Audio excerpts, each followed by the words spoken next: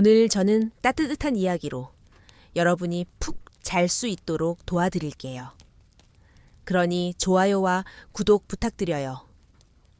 고려시대 푸른 바다가 넘실 때는 항구 마을 근처에 큰 부를 이룬 장사꾼 안필성이 외아들 안지훈과 함께 살고 있었사옵니다. 안필성은 4마리의 곡식과 3줄의 비단으로 가문을 일으킨 이였으나 외아들 지훈은 귀한 집안의 핏줄임에도 책임감과 성실함이 부족하였사옵니다.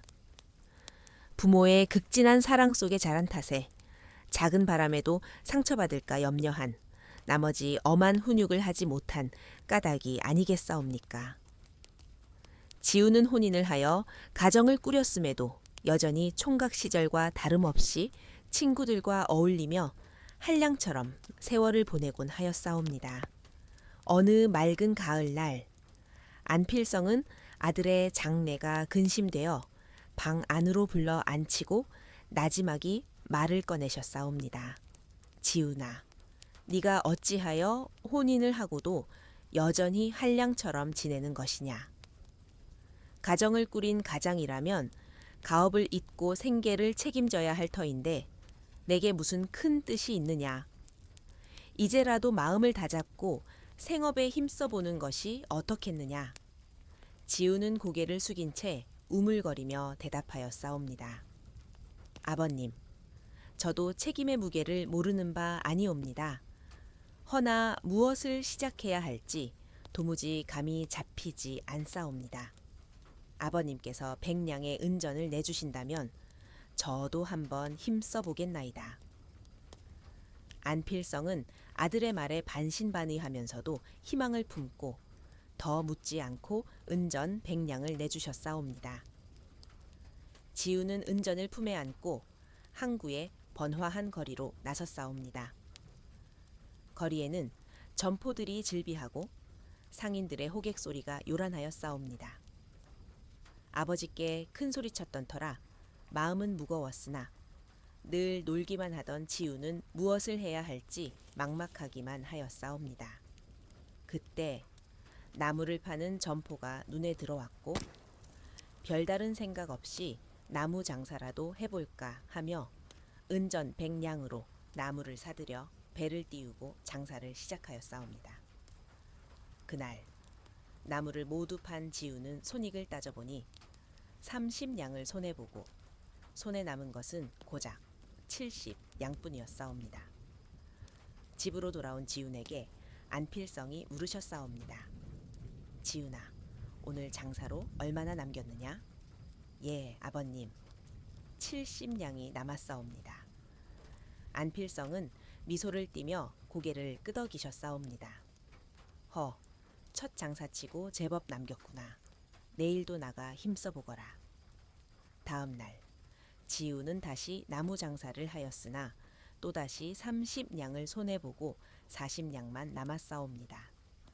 안필성이 다시 물으시자 지훈은 머뭇거리며 대답하였사옵니다. 오늘은 장사가 뜻대로 되지 않아 40냥만 남았사옵니다. 안필성은 여전히 격려하며 말씀하셨사옵니다. 그래도 40냥을 남긴 것이 어디냐? 수고 많았다. 내일도 힘써보거라. 그러나 셋째 날 지훈은 또 30냥을 손해보고 겨우 10냥만 남았사옵니다. 적은 돈이라 여긴 그는 친구들을 불러 술자리를 벌이고 남은 돈마저 다 써버린 뒤 집으로 돌아왔사옵니다. 안필성이 다시 물으셨사옵니다. 오늘은 얼마나 남겼느냐? 지훈은 멋쩍게 웃으며 대답하였사옵니다. 오늘은 10냥이 남아 친구들과 함께 다 써버렸사옵니다. 안필성은 잠시 말을 잇지 못하시더니 이내 크게 웃으시며 말씀하셨사옵니다. 허허, 잘했구나. 지난 3일 동안 네가 남긴 것을 따져보자면 첫날 70냥, 둘째 날 40냥, 셋째 날 10냥, 도합 120냥을 남겼고 10냥을 썼으니 본전 100냥까지 더하면 총 210냥이 내수 중에 있겠구나. 첫 장사로 3일 만에 돈을 배로 불리다니. 과연 내 피를 이어받은 장사꾼이로구나. 지우는 어리둥절하여 입을 열었사옵니다. 아버님, 제가 말한 남은 돈은 장사 후 주머니에 남은 돈을 뜻한 것이옵니다. 본전 100냥은 이미 다 써버려 남은 것이 없나이다. 이 말을 들은 안필성은 기가 막혀 한참 동안 말문을 잃으시더니 긴 한숨을 내쉬시며 방으로 들어가 버리셨사옵니다.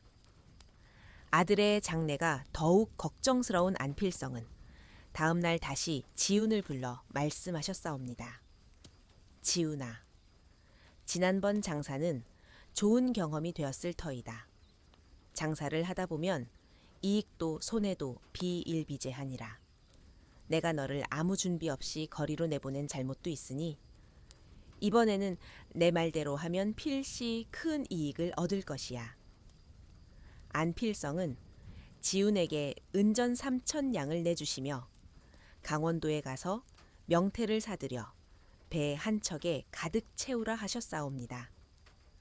지훈은 아버지의 말씀대로 강원도에 가서 명태를 사들여 배에 가득 실었사옵니다.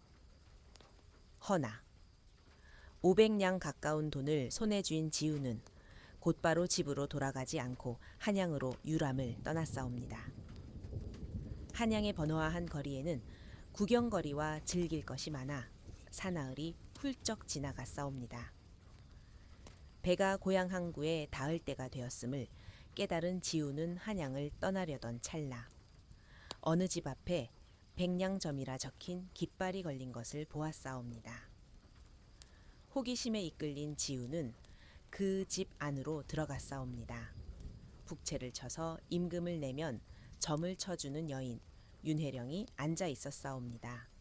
백냥이라는 값이 비쌌으나 앞날이 궁금했던 지훈은 호기심에 북채를 치고 점을 청하였사옵니다. 윤혜령은 산통을 흔들며 점괘를 뽑더니 나지막이 말하였사옵니다. 바다 아래 배를 대지 마시오. 지훈은 황당하여 항의하였사옵니다. 백냥을 내고 고작 한 마디라니 도무지 납득할 수 없었사옵니다. 윤혜령은 담담히 답하였사옵니다. 더 듣고 싶다면 100냥을 더 내시오. 지훈은 망설이다가 다시 100냥을 내밀었사옵니다. 윤혜령은 또 한 번 산통을 흔들더니 말하였사옵니다. 기름에 젖은 머리를 긁지 마시오. 지훈은 더욱 답답하여 다시 항의하였으나 윤혜령은 또다시 100냥을 요구하였사옵니다. 마지막이라 생각한 지훈은 여비를 남기고 100냥을 더 내밀어 점을 청하였사옵니다. 윤혜령은 세 번째 점괘를 뽑으며 말하였사옵니다. 벼 한 말에 쌀 6석을 주지 마시오. 지훈은 연달아 뜻 모를 말만 듣고 멍하니 그 자리에 서 있었사옵니다. 내가 어리석었구나. 점쟁이 말에 100냥씩이나 썼다니. 처음으로 돈의 가치를 깨달은 지훈은 머쓱한 마음으로 자리에서 일어났사옵니다. 윤혜령은 그런 지훈을 보며 미안한 마음이 들어 한마디를 덧붙였사옵니다. 여보시오. 점괘가 그리 나왔으니 어찌하겠소. 이 말들을 명심하시면 후회는 없으실 것이요. 300냥을 내셨으니 한마디 더 드리겠소. 끝에 바리가 닿으면 우측으로 5걸음 걸으시오. 지훈은 윤혜령의 말에 아리송한 마음을 품고 항구로 향하였사옵니다. 배는 이미 고향 항구에 닿아 지훈을 기다리고 있었사옵니다. 그런데 배가 거대한 바위, 낭떠러지 아래 정박해 있는 것을 보고 지훈은 윤혜령의 첫 번째 점과에 바다 아래 배를 대지 마시오 라는 말이 떠올랐사옵니다. 안지훈은 아버지 안필성의 명을 따라 명태를 가득 실은 배를 항구로 끌고 나가 단단히 정박하도록 하였사옵니다. 선원들은 불만을 품었으나 지훈의 명령을 따를 수밖에 없었사옵니다. 그런데 그날 저녁 하늘이 무너질 듯 폭우가 쏟아지기 시작하였사옵니다.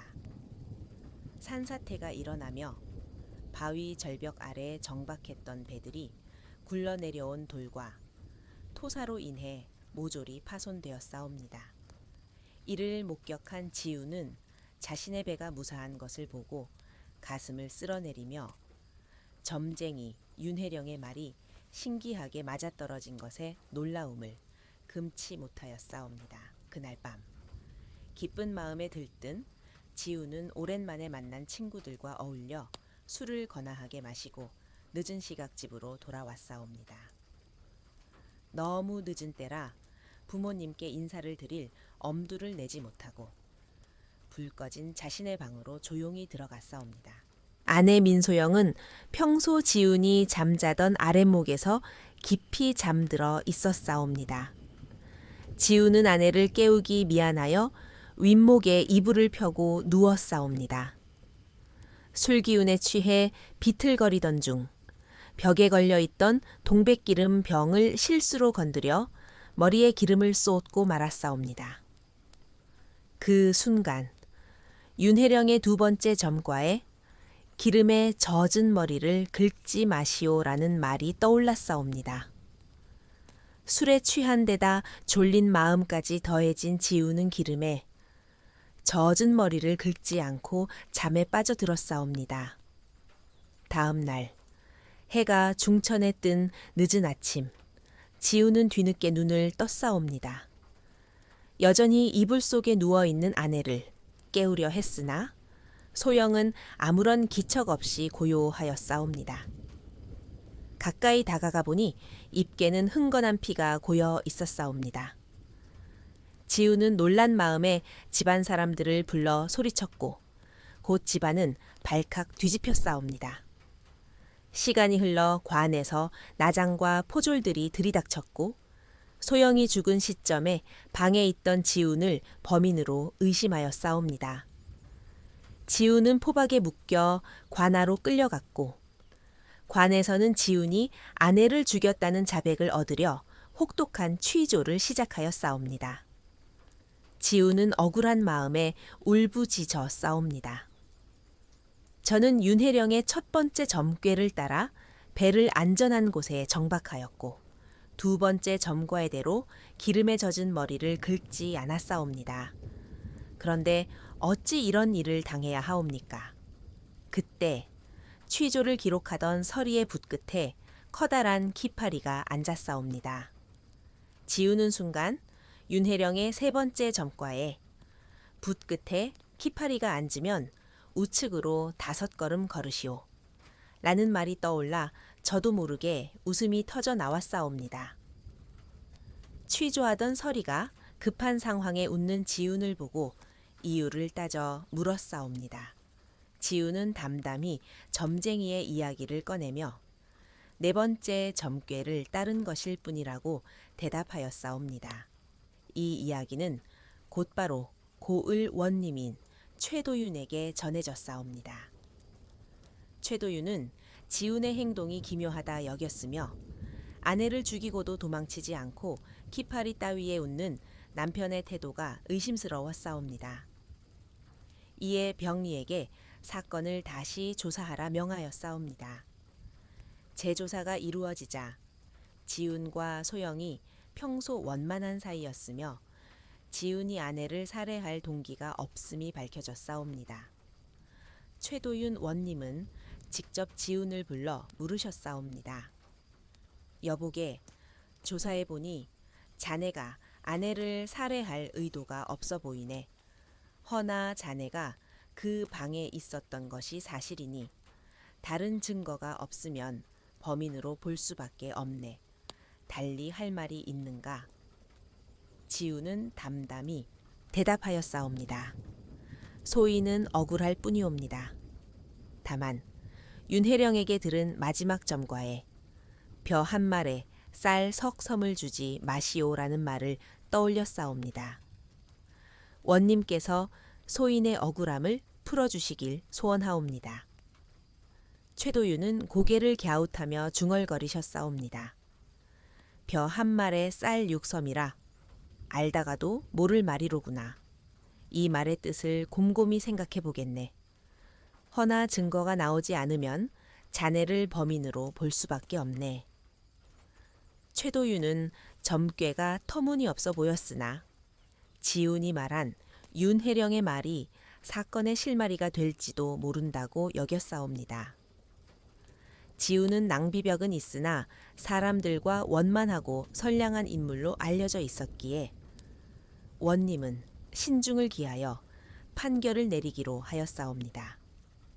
그는 신분고하를 막론하고 정의를 중시하는 강직한 인물로 확실한 증거 없이 지훈에게 죗값을 물릴 수는 없었사옵니다. 며칠 뒤 최도윤이 아침 세수를 하려던 찰나 딸 최혜란이 근심 어린 눈빛으로 아버지를 바라보며 물었사옵니다. 아버님, 어찌하여 얼굴에 수심이 가득하신 듯하옵니까? 무슨 근심이 있으신지요? 최도윤은 한숨을 쉬며 대답하였사옵니다. 최근 아내를 살해한 혐의로 남편이 끌려왔는데 벼 한 말에 쌀 석 섬이라는 기묘한 점괘를 말하니 혹시 범인을 찾을 단서가 될까 고심 중이랜다. 헤라는 잠시 생각에 잠기더니 눈을 빛내며 말하였사옵니다.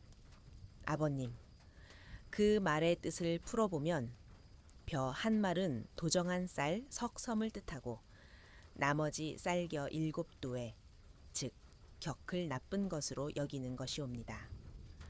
이를 한자로 풀면 격앙이라 하니 이 고을에 강격앙이라는 자가 있는지 찾아보시옵소서. 최도유는 딸의 말에 고개를 끄덕이며 즉시 포조를 보내 강격앙을 잡아들이라 명하였사옵니다. 강격앙은 처음에는 범행을 부인하였으나 그의 집에서 발견된 피 묻은 칼과 옷가지가 증거로 제시되자 끝내 범행을 자백하였사옵니다. 그는 지훈이 집을 비운 틈을 타 소영과 은밀히 정을 통하였으며 지훈이 돌아온다는 소식에 들킬까 두려워 소영을 살해하기로 결심하였다는 것이었사옵니다. 그날 밤 강격앙은 어두운 방 안에서 윗목에 동백기름을 바른 머리가 있는 줄 알고 아랫목에 누운 소영을 칼로 찔렀다고 자백하였사옵니다. 최도유는 자백을 듣고 진범을 처벌하였으며 억울하게 갇혔던 지훈을 풀어주었사옵니다. 지훈은 옥에서 나온 뒤 배에 실린 명태를 내다 팔아 큰 이익을 남겼사옵니다. 지훈은 윤혜령의 아리송한 점과의 덕분에 위기를 넘기고 큰 재산을 모은 것에 감사하며 이후 사소한 일이라도 타인의 말을 경솔히 듣지 않고 신중히 생각하는 자세를 갖게 되었사옵니다. 또한 아내의 죽음에 자신의 무책임한 생활이 한몫했음을 깨닫고 깊이 뉘우치며 성실하고 책임감 있는 사람으로 거듭났사옵니다. 그리하여 안지우는 가업을 이어 큰 부를 이루었으며 마을 사람들에게도 덕망 높은 인물로 전해지게 되었사옵니다. 상인의 속죄 옛날 고려의 어느 고을에 장사를 통해 재물을 모아 남부럽지 않게 살아가는 상인 최민재가 있었습니다. 그는 개성의 시전에서 이름을 떨치는 보부상이었으며 전국을 누비며 물건을 사고 팔았습니다. 민재의 장사수와는 날카롭고 처세는 빈틈없어 권세 있는 양반은 물론 관에까지 연줄이 닿지 않는 곳이 없을 정도였습니다. 이렇게 민재가 시전 상인으로 이름을 날리게 된 데에는 그의 부모 최노인과 이씨 부인의 헌신이 있었습니다. 두 분은 10,000평에 달하는 논에서 벼농사를 지으며 근검절약으로 재산을 일구셨습니다. 스스로는 하루 한 끼 보리죽으로 끼니를 때우고 헌 옷을 꿰매 입으셨으나 외아들 민재에게는 늘 흰 쌀밥과 고운 비단옷을 마련해 주셨습니다. 자신들은 거지와 다름없는 삶을 살면서도 민재는 양반과 자제처럼 품위 있게 키우셨습니다. 그 덕에 민재는 이제 시전에서 이름을 드높이며 부를 쌓고 있었습니다. 민재는 장가를 들어 어린 아들 성훈을 얻었고 어느 날 아들을 데리고 조부모가 농사를 짓는 논으로 향했습니다. 황금빛으로 물든 논을 보여주며 민재가 아들에게 말했습니다. 성훈아, 저기 노랗게 익은 벼들을 보거라. 바람이 불 때마다 황금 물결이 일렁이니 마치 금덩이가 가득한 들판 같지 않느냐. 성훈이 눈을 반짝이며 대답했습니다. 예, 아버님. 참으로 장관이옵니다. 벼가 황금빛으로 춤추니 마치 보물이 숨 쉬는 듯하옵니다. 민재는 흐뭇한 미소를 지으며 말을 이었습니다. 역시 너는 내 핏줄답게 보는 눈이 예리하구나. 이 벼는 백성에겐 밥이 되지만 우리 상인에겐 황금과 다름없단다. 벼가 저리 황금빛을 띌 때면 돈을 걷어들이는 때가 왔음을 알면 된다. 그러니 한 달에 한 번은 반드시 이곳에 와서 벼의 상태를 살피거라. 아비의 말을 명심하거라. 예, 아버님, 명심하겠사옵니다. 성훈이 공손히 대답했습니다. 그러다 성훈이 조심스레 물었습니다. 아버님, 이제 할아버님과 할머님께 인사드리러 가는 길이 아니옵니까? 민재는 고개를 저으며 답했습니다. 오늘은 너에게 이 논을 보여주고 가르치기 위해 온 것이니 조부모님께 인사는 다음에 드리자꾸나. 성훈이 살짝 아쉬운 얼굴로 다시 청했습니다. 아버님, 조부님과 조모님을 뵌 지 벌써 3년이 지났사옵니다. 여기까지 온 김에 잠시라도 뵙고 가지 않겠사옵니까? 소자는 조부님과 조모님이 그립사옵니다. 약과도 챙겨왔으니 이것만이라도 전해드리고 싶사옵니다. 성훈의 간곡한 청에 민재는 잠시 망설였습니다. 성훈아, 상인에게 시간은 금과 같단다. 사사로운 일에 귀한 시간을 낭비할 수는 없지 않겠느냐. 그러나 성훈이 다시 간청했습니다. 아버님, 오늘만이라도 그 귀한 시간을 소자를 위해 써주시옵소서. 결국 민재는 아들의 마음에 못 이겨 조부모가 사는 초가로 발걸음을 옮겼습니다. 민재의 조부모는 낡은 초가집에서 검소하게 살아가셨습니다. 성훈은 허름한 초가를 보고 놀라며 아버지에게 물었습니다. 아버님, 어찌하여 조부님과 조모님은 이렇게 낡은 집에서 사시옵니까?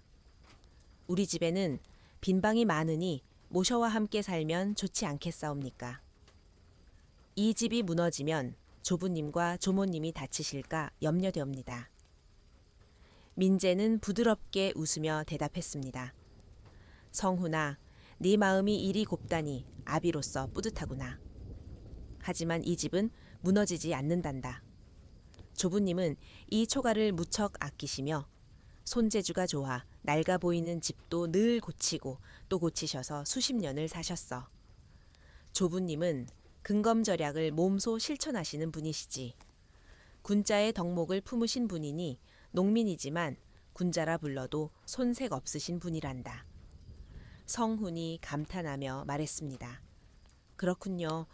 조부님은 참으로 대단하신 분이시옵니다. 서책에서 읽던 군자의 풍모를 지니셨으니 장차 소자도 조부님을 본받고 싶사옵니다. 민재가 다시 말을 이었습니다. 조모님께서도 연세가 많으셔서 힘든 일을 하시기 어려우시니 큰 집보다 이 작은 초가가 더 편하시단다. 하인조차 싫어하셔서 두지 않으시지. 그러니 보이는 것만이 전부가 아님을 깨달아야 한단다. 성훈이 고개를 끄덕이며 답했습니다. 예, 아버님. 소자의 배움이 야타 깊은 뜻을 헤아리지 못한 것이 부끄럽사옵니다. 민재가 다독이며 말했습니다. 너무 자책 말거라. 아비가 모두 가르쳐 줄 테니 앞으로 나를 잘 따르거라. 성훈이 조부모를 부르며 마당으로 들어서자 조모이 씨 부인이 반가운 목소리로 손자와 아들을 맞았습니다. 아이고, 해가 서쪽에서 뜨는구나. 어인일로 이 먼 곳까지 왔느냐. 미리 연통을 주었으면 쌀밥이라도 지었을 텐데. 잠시만 기다리거라. 금세 쌀을 빌려와 밥을 지으마. 민재가 부드럽게 손사래를 치며 답했습니다. 어머니, 괜찮사옵니다. 성훈이가 조부모님께 드릴 약과를 챙겨왔기에 잠시 들른 것뿐이니 신경 쓰지 마시옵소서. 그러나 조모이 씨, 부인은 살짝 서운한 얼굴로 말했습니다. 상수야, 네가 아비의 병환 소식을 듣고도 3년 만에 오더니 인사만 하고 떠난다니 너무 야속하구나. 민재가 한숨을 쉬며 대답했습니다. 어머니, 소자는 매일 장사로 골머리를 앓으며 바쁘게 살아가옵니다. 사람이 아프기도 하고 낫기도 하는 것이 당연한데 그때마다 호들갑을 떨면 소자가 어찌 일을 해나갈 수 있겠사옵니까? 성훈이 조모 품에 안겨 말했습니다. 할머니, 아버님은 참 훌륭한 분이시옵니다. 오늘 저에게 황금 같은 별을 보라며 가르쳐 주셨사옵니다. 그런데 어찌하여 조부님과 조모님은 배고프게 사시옵니까? 조모가 따뜻한 미소로 답했습니다. 성훈아, 네 아비는 이 할미의 자랑이란다. 한 달에 한 번 이곳에 올 때마다 우리 집에 들르니 할미가 지겹다며 오지 말라고 했단다. 우리는 농사 짓는 일만 알지만 네 아비는 똑똑하고 장사에도 능하지. 그런 아들이 있다는 것만으로도 할미와 조부는 웃으며 산단다. 그러니 너도 아비를 본받아 흙 묻은 손이 아닌 돈을 만지는 삶을 살아야 한단다. 성훈이 고개를 끄덕이며 물었습니다. 할머니, 혹시 붓과 종이가 있사옵니까? 그림을 그리고 싶사옵니다. 조모가 웃으며 대답했습니다. 붓과 종이는 없지만 얇게 다듬은 수피와 흰 천이 있단다. 그것으로 그림을 그려보렴. 조모가 수피와 흰 천을 가져오자 성훈은 무언가를 적기 시작했습니다. 한편 민재는 방으로 들어가 병든 조부를 베었습니다. 그러나 조부의 모습에 짜증 섞인 말투로 입을 열었습니다. 아버님, 어찌하여 이렇게 누워만 계시옵니까? 전에 보내드린 약은 드셨사옵니까? 조부 최노인이 힘없는 목소리로 답했습니다. 상수야, 걱정을 끼쳐 미안하구나. 좋은 약을 보내주었는데 나이 들어 약발이 잘 듣지 않는지 기운이 돌아오지 않는단다. 내 걱정은 말고 내일이나 잘하거라. 민재는 못마땅한 얼굴로 말을 이었습니다. 그 약이 얼마짜리인지 아시옵니까? 이 고약한 냄새는 또 어찌 된 일이옵니까? 얼마나 누워 계셨기에 몸에서 이런 냄새가 나는 것이옵니까? 곧 추수 때인데 어찌 다른 이들에게 일을 맡기시려 하옵니까? 아버님께서 직접 추수하셔야 소자가 마음 편히 장사를 할 수 있지 않겠사옵니까? 조부가 담담히 대답했습니다. 상수야, 걱정 말거라. 아비가 곧 일어나 추수를 끝낼 테니 너는 내 일만 잘하거라. 민재는 한숨을 내쉬며 말했습니다. 그럼 아버님만 믿고 돌아가겠사옵니다. 성훈이가 함께 왔으나 아버님께서 고약한 냄새가 나니 뵙지 못하게 하겠습니다. 밖에서 인사만 드리겠습니다. 조부가 힘겹게 말했습니다. 밖에서라도 얼굴을 보면 안 되겠느냐? 냄새는 덜할 터이니. 민재가 단호히 끊었습니다. 아버님, 성훈이에게 고약한 냄새가 기억되면 어찌하시겠사옵니까? 밖에서 목소리만 듣게 하겠습니다. 민재는 짜증난 얼굴로 밖으로 나와 성훈에게 말했습니다. 성훈아, 조부님께서 몸이 편찮으시니 여기서 인사드리거라. 이제 돌아가야 하니 준비하거라. 성훈이 아쉬운 목소리로 외쳤습니다. 조부님, 아프지 마시옵소서. 다음에 올 때는 더 맛있는 약과를 가져오겠사옵니다. 어서 쾌차하셔서 제 얼굴을 보고 안아주시옵소서. 그 모습을 지켜보던 조모희 씨, 부인은 말없이 눈물을 훔쳤습니다. 그렇게 민재와 성훈이 떠난 뒤 이듬해 조부, 최노인과 조모희 씨, 부인이 지병으로 연이어 세상을 떠났습니다. 성훈은 홀로 소리 없이 울며 생각에 잠겼습니다. 그날 억지를 써서라도 조부님의 얼굴을 베었어야 했사옵니다. 그날이 마지막이 될 줄 어찌 알았겠사옵니까? 조부님의 생전 모습이 흐릿해져 기억 속에서 아른거리기만 하옵니다. 세월은 강물처럼 흘러 어느덧 성훈은 장성하여 혼례를 치르고 아비 최민재의 뒤를 이어 어엿한 시전상인이 되었습니다. 화창한 어느 날 민재는 아들 성훈을 데리고 권세 있는 양반과 관료들을 찾아가 술과 진수성찬을 대접하며 아들을 소개했습니다. 여러 어르신, 제 아들 성훈을 앞으로 잘 부탁드리옵니다. 한 양반이 잔을 기울이며 답했습니다. 최민재, 그대 복도 많으신 분이로구려. 이 아드님, 수완도 좋고 총명하니 장차 큰 인물이 될 것이요. 또 다른 이가 맞장구 쳤습니다. 그러게 말입니다. 이리 가다가는 고려 최연소 대행수가 나오지 않겠소? 사람들 사이로 수군거림이 퍼졌고 성훈은 겸손히 고개를 숙이며 말했습니다. 과찬이시옵니다. 소자가 어찌 감히 아버님의 그늘을 넘볼 수 있겠사옵니까?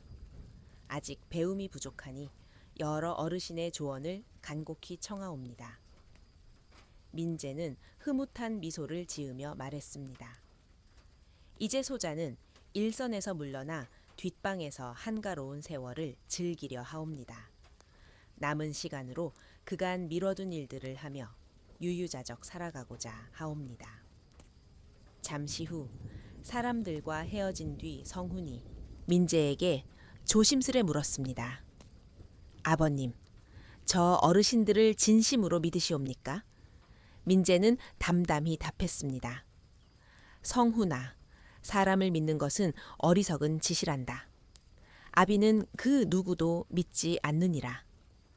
며칠 뒤 민재는 성훈에게 행수 자리를 물려주고 한가로운 나날을 보내고 있었습니다.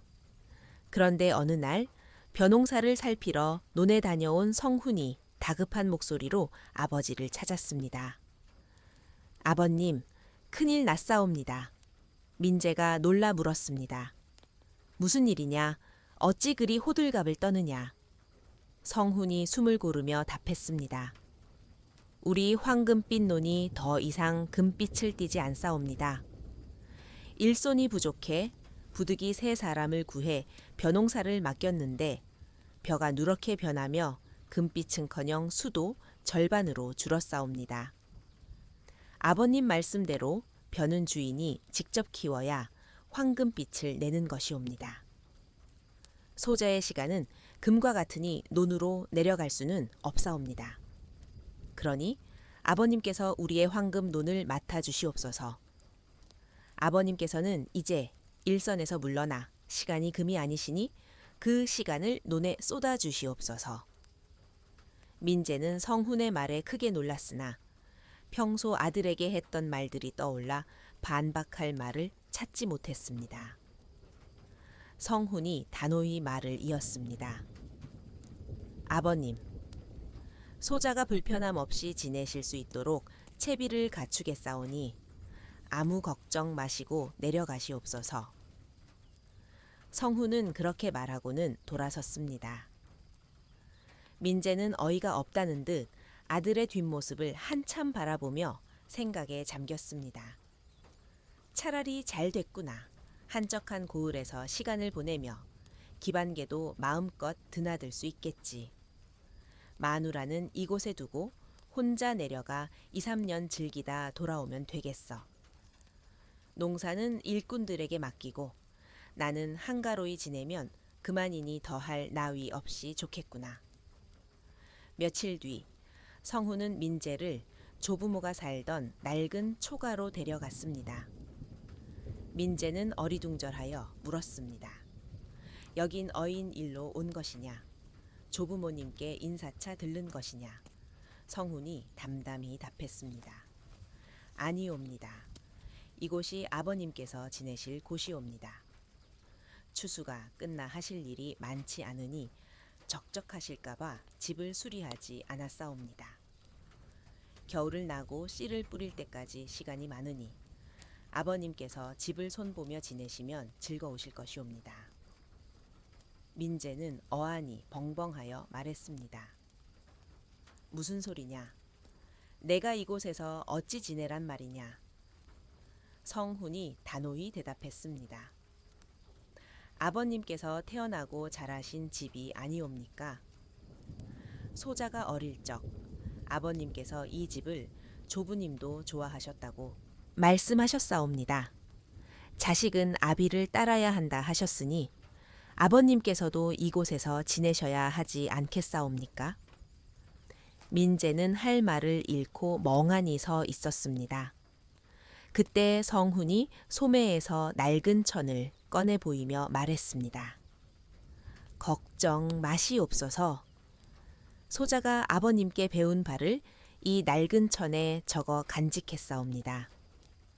민재는 성훈이 어릴 적 수피에 적은 글을 읽으며 점점 얼굴이 굳어졌습니다. 성훈은 해맑게 웃으며 말을 이었습니다. 어머님께서는 내려오시지 않으실 것이옵니다. 큰 살림만 하시다 보니 작은 살림은 즐겁지 않다 하셨사옵니다. 소자가 어머님께 불효할 수는 없는 일이 아니옵니까?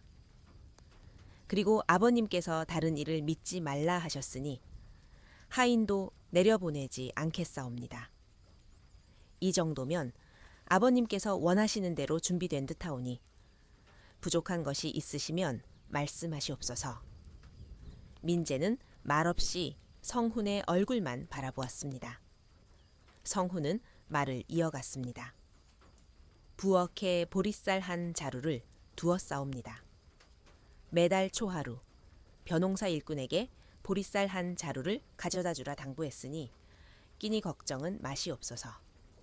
소자는 시간이 금이니 이만 돌아가겠사옵니다. 내년 추수철에 다시 인사드리러 오겠사옵니다. 우리 황금논을 잘 부탁드리옵니다. 성훈은 민재를 남겨두고 떠났습니다. 민재는 낡은 수피에 적힌 아들의 글을 몇 번이고 읽으며 소리 없이 눈물을 흘렸습니다. 모든 것을 체념한 듯 그는 다 쓰러져가는 초가를 고치고 그곳에 기거하며 묵묵히 벼농사를 지었습니다. 이듬해 추수철 성훈이 약과를 들고 민재를 찾아왔습니다. 약과를 건네며 성훈은 말했습니다. 아버님, 시간이 금이라 오래 머물지 못하겠사옵니다. 그리고 바로 돌아섰습니다. 또 한 해가 흘러 추수철이 되자 성훈은 갓돌 지난 아들 수영을 안고 민재를 찾아왔습니다. 그는 하인을 먼저 보내 민재가 방 안에 머물러 있도록 당부한 뒤 마당에 들어서며 큰 소리로 말했습니다. 아버님, 소자가 손자 수영을 데리고 인사드리러 왔사옵니다. 하지만 혹여 아버님께서 병에 걸리셨을지 모르니 밖에서 인사드리겠사옵니다. 손자는 아직 어려 말도 못하니 다녀간 것으로 만족하시옵소서. 내년 추수철에 다시 뵙겠사옵니다. 민재가 애타게 외쳤습니다. 성훈아, 아비는 아무 병도 없단다. 손자 얼굴이라도 한 번 보게 해주거라. 성훈은 단호히 대답했습니다. 아버님, 소자는 제 발로 걸으며 조부님을 뵈러 갔으나 병환을 핑계로 얼굴을 보지 못했사옵니다. 이제 말도 못하고 걷지도 못하는 손자를 괜찮다 하시니 손주를 소중히 여기지 않으신 듯하여 서운하옵니다. 내년 추수철에 얼굴을 볼 수 있을지 모르니 욕심 부리지 마시옵소서. 소자의 시간은 금이라 이만 돌아가겠사옵니다. 성훈이 떠난 뒤 민재는 마당에 나와 밤하늘의 달을 바라보며 속삭였습니다. 달님, 소자의 보임을 아옵니다. 아들이 저에게 행하는 이 가혹한 일들이 제가 부모님께 행했던 불효임을 깨달았사옵니다. 이제 와 불효자를 누가 원망하겠사옵니까? 다만 손자 얼굴 한 번 못 보는 것이 가슴 아플 뿐이옵니다. 민재는 달빛 아래 눈물로 밤을 지새웠습니다. 또 한 해가 흘러 추수철이 다가왔습니다. 성훈이 다시 낡은 초가로 찾아왔습니다. 아버님, 소자가 왔사옵니다. 민재는 방에서 나오지도 않고 담담히 답했습니다. 알고 있노라. 시간은 금이니 그만 돌아가거라. 아비는 탈 없이 잘 지내니 걱정 말거라. 성훈은 방으로 들어가 민재 앞에 엎드리며 말했습니다. 아버님, 불효자를 용서해 주시옵소서. 민재가 놀라 물었습니다. 갑자기 어찌 그리 말하느냐? 무슨 일이 있느냐? 성훈이 눈물을 글썽이며 답했습니다. 어린 시절 아버님께서 조부님과 조모님께 잘못하신 모습이 소자의 가슴에 박혔사옵니다. 두려워 말도 못했으나 그때 적은 수피가 제 마음과 머리에 깊이 새겨져 아버님께 불효를 저질렀사옵니다. 이제 아버님께서도 조부님과 조모님의 심정을 헤아리신 듯하니 소자의 불효를 용서해 주시옵소서. 민재는 담담히 미소 지으며 말했습니다. 성훈아, 네가 아비보다 나은 사람임을 그날 깨달았단다. 네가 낡은 수피를 건넸던 날, 아비는 조부모님께 저지른 불효를 속죄하며 이곳에서 살아왔노라. 그러니 너는 아비에게 불효를 저지른 적이 없느니라. 성훈은 민재의 품에 안겨 어린아이처럼 울었습니다. 며칠 뒤 민재는 짐을 꾸려 조부모가 살던 초가를 떠나 그들이 잠든 산소로 갔습니다. 산소 앞에 엎드려 통곡하며 말했습니다. 부모님, 이 못난 자식을 용서해 주시옵소서. 불효 때문에 눈도 편히 감지 못하셨을 어머니 아버지, 다행히 손자 덕에 늦게나마 정신을 차려 용서를 빌러왔사옵니다. 이 못난 자식 한평생 일만 시키고 효도 한 번 못했사옵니다.